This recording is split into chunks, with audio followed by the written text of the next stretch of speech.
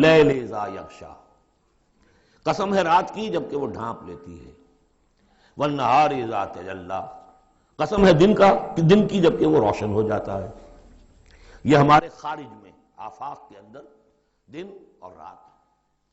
وما خلق الذکر والانثی، ہمارے انفس میں، ہمارے اندر کوئی مذکر ہے، کوئی مؤنث ہے، کوئی مرد ہے، کوئی عورت ہے۔ یہ جو تضادات بظاہر نظر آتے ہیں، حقیقت میں تضادات نہیں ہیں۔ ان دونوں کے مل کے ہی در حقیقت فطرت اپنے مقاصد کی تکمیل کر رہی ہے۔ دن اور رات کے فرق سے ہی سارا نباتاتی نظام جو ہے وہ سارا کا سارا اسی کے ساتھ وابستہ ہے، اسی سے اس کا ریسپریٹری سسٹم ہے، اسی سے یہ فوٹو سنتھسس اور سب کا یہ جو سولر انرجی ہے اس کا درختوں کی لکڑیوں میں آ کے سٹور ہو رہا ہے۔ یہ کیا ہو رہا ہے؟ سارا کا سارا دن اور رات کے ساتھ ہے۔ اسی طریقے سے مرد اور عورت، اگر یہ فرق نہ ہو تو اولاد کیسے ہو، آگے نسل کیسے چلے؟ تو تضادات میں بھی توافق ہے یہاں، اگرچہ بعض چیزیں بظاہر متضاد ہیں لیکن ان میں توافق ہے۔ اللہ تعالیٰ نے اسی لیے پیدا کیا، لیکن ساتھ ہی یہ بتا دیا کہ جیسے یہ تضادات تمہیں نظر آ رہے ہیں واضح طور پر، دن اور رات، نر اور مادہ، ایسے ہی ان سعیکم لشتی، تمہاری جو سعی ہے، محنت ہے، بھاگ دوڑ ہے، وہ تو سب کر رہے ہیں۔ وہ تو کل ہم پڑھ چکے سورہ بلد میں، لقد خلقنا الانسان فی کبد، ہم نے تمام انسانوں کو مشقت میں پیدا کیا۔ مشقت انسان کا مقدر ہے، محنت کرنی ہے، جد و جہد کرنی ہے، معاشی جد و جہد ہے، اور بھی جو ہے پھر اولاد کا پالنا ہے۔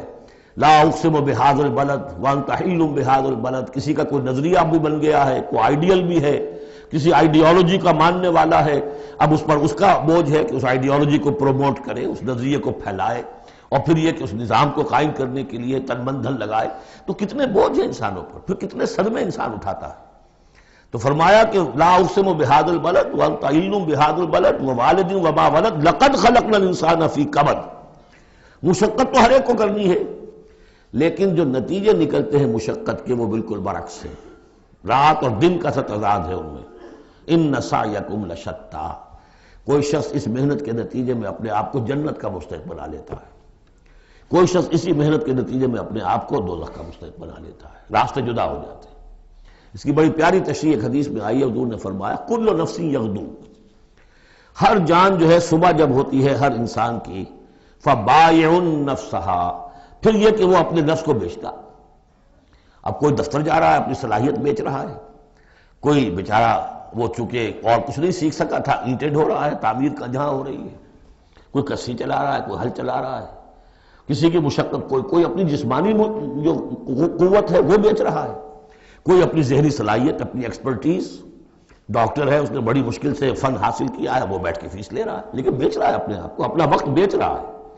تو کل نفس یغدو فبائع نفسہ فموتقھا وموبقھا، دن بھر کی محنت کر کے شخص ایک وہ شخص ہے جس نے حلال کو پیش نظر رکھا، حرام سے بچا، جھوٹ نہیں بولا، کسی کو دھوکہ نہیں دیا، کسی کے ساتھ جو ہے کوئی بے ایمانی نہیں کی، وہ شام کو آئے گا تو مشقت تو اس نے بھی کی ہے لیکن یہ لے کر آئے گا اللہ کی رحمت۔ دوسرا شخص مشقت اس نے بھی کی ہے، کہیں کم تول دیا تھا، کہیں کم ماپ دیا تھا، کہیں جھوٹ بول دیا تھا، کہیں کسی کی حق تلفی کی تھی، کہیں کسی کی عزت نفس پر حملہ کر دیا تھا، وہ مشقت بھی کر کے آئے گا اور شام کو جہنم کی گٹھڑی لے کر آئے گا اپنے کندھے پر، یا وہ نفس کو جہنم سے آزاد کرا کے آیا شام کو، اور یا وہ شام کو جہنم کے عذاب کی ایک گٹھڑی لے آیا ہے۔ تو کل نفس یغدو فبائع نفسہ فموتقھا وموبقھا۔